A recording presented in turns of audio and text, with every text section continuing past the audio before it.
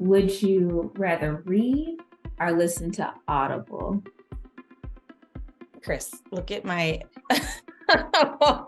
what do you think? I love a book. I need to have an actual physical book so that I can turn pages and imagine things in my own brain.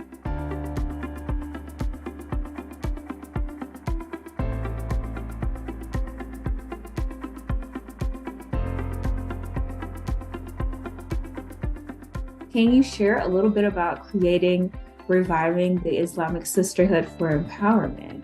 I just saw so much like Islamophobia and hatred towards Muslims that I realized like it's actually gendered Islamophobia. Like 70% of the cases that we were seeing were like against women because women were, like obviously very visually Muslim and targeted. And so I wanted to really focus on how do I empower Muslim women? And I gathered a group of women together and we had started to have a conversation about why is it that we are always seen as like victims of hate or that we are oppressed and need saving? Why is there such a negative narrative around Muslim women? And where are we in terms of like leadership and reclaiming our voices and our power?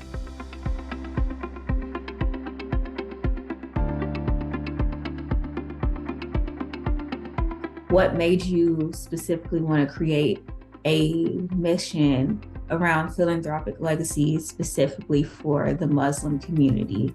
And what are your plans for the future with that? Yeah. So, Chris, when I started taking classes at Indiana University, I was lucky to actually be able to take a class on Muslim philanthropy.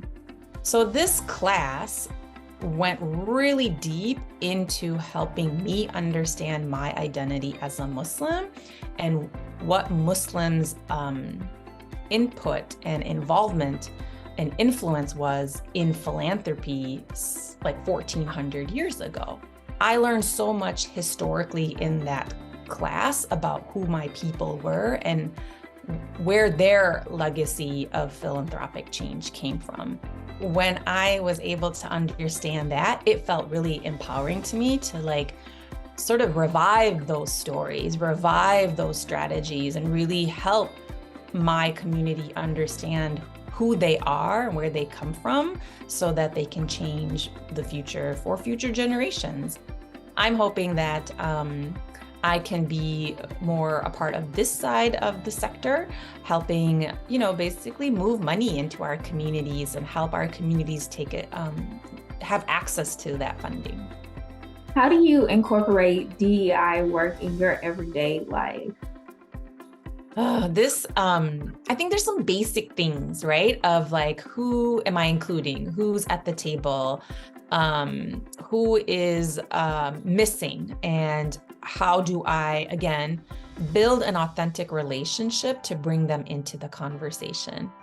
Like, I want to build a table of like Muslim women in philanthropy.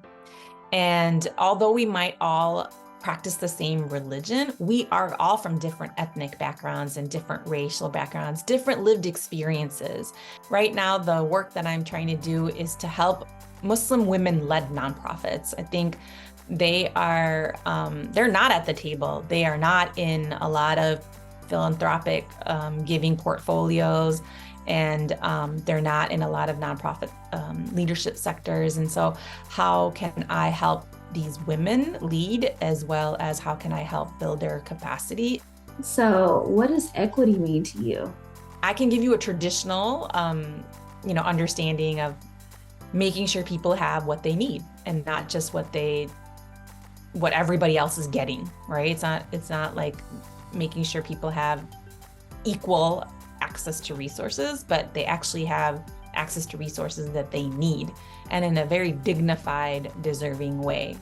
I often think about like reparations and, whose land we are on. And these are the moments where I'm like, I fall into despair sometimes because I'm like, I can't see it yet. I can't see equity in those spaces. And so how do I plant at least a seed so that maybe in another generation that seed can grow and the next generation can help bridge the gaps that we see in equity?